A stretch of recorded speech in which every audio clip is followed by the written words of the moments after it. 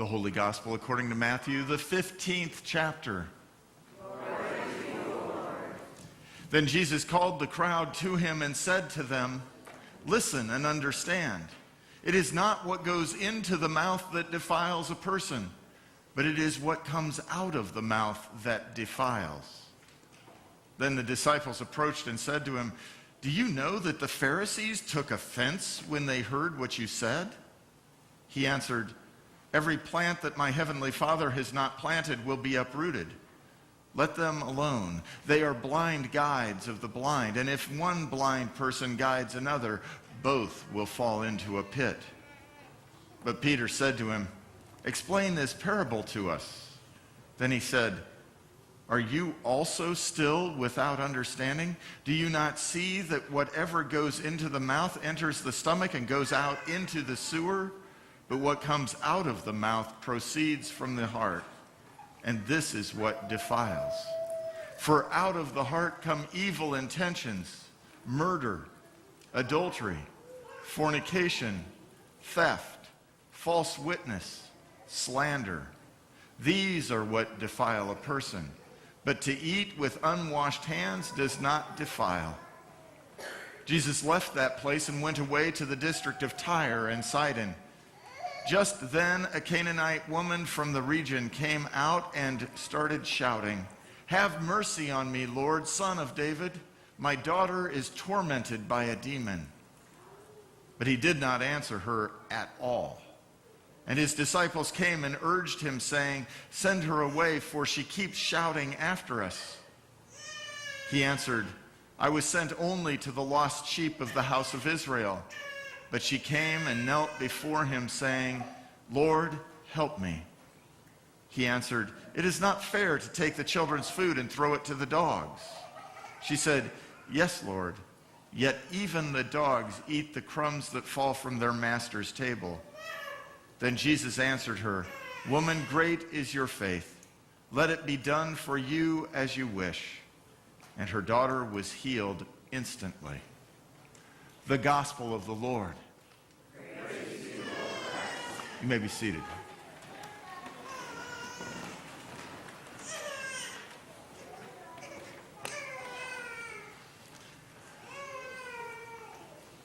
I find myself thinking about Trinity Episcopal Church in Tulsa, Oklahoma this week. Over the doors of their west entrance, which at one time was the main entrance, but like many churches, you know, the main entrance moves around.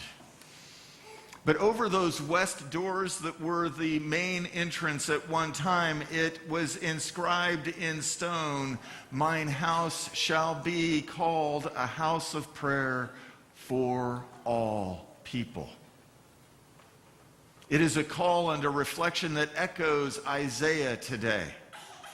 That building is a grand space that calls forth a reverence in a very Anglican manner.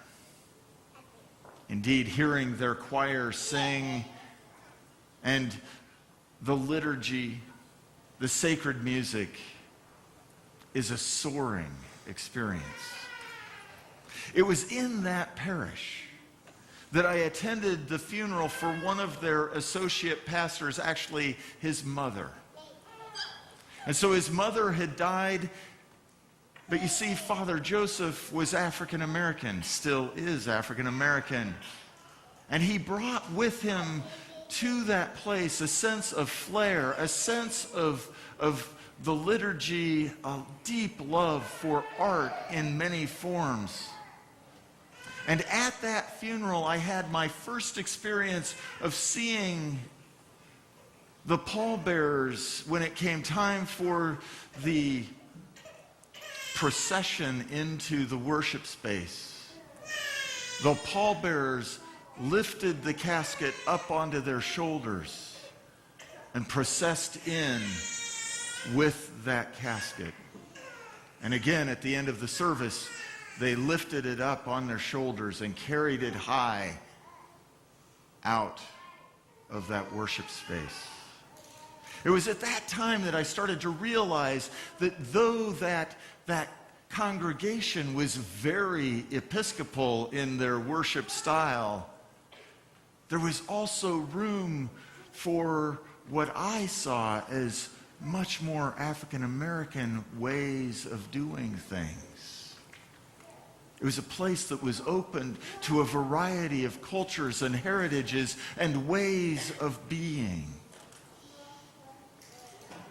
Indeed, Trinity is a house of prayer for all people. And it was lovely. As we hear Isaiah speak to the people today, it is good to remember that these people have been in exile for decades. They have been overthrown and hauled off to Babylon. They have spent decades yearning for return. They have heard the promises of God during their time away. It has been a hard time. Their people have been dispersed throughout the known world. And today they hear, and we hear with them, a restatement of promise. These I will bring to my holy mountain and make them joyful in my house of prayer. And who are these? Well, these are foreigners. People of all nations, all ethnicities, all heritages. These will join themselves to the Lord. They will minister to the Lord, love the Lord's name, serve the Lord. They will keep the Sabbath. They will hold fast to the covenant. Yes, all these people are from beyond the boundaries of the Judean and Israelite community, and they will be welcomed by the Lord. And the Lord has words for the people who have understood themselves to be, well, the chosen ones of God. That message is none other than maintain justice and do what is right. For soon my salvation will come, my deliverance